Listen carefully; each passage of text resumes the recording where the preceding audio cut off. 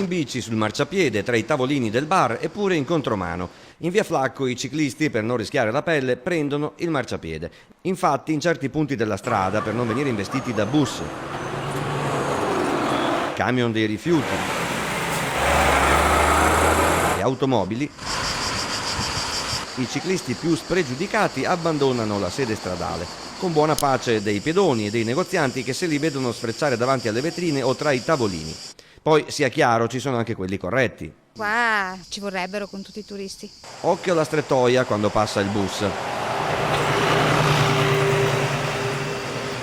In questa via sì anche, sì.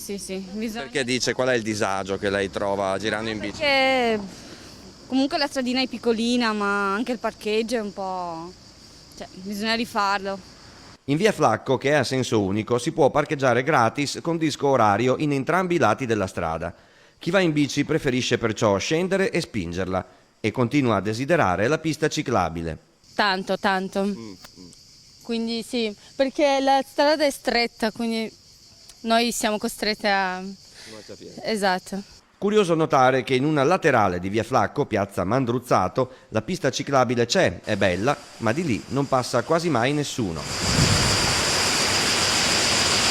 Il neosindaco Barbierato promette. Via Flacco si può migliorare. Sicuramente possiamo migliorarla e credo che lo faremo.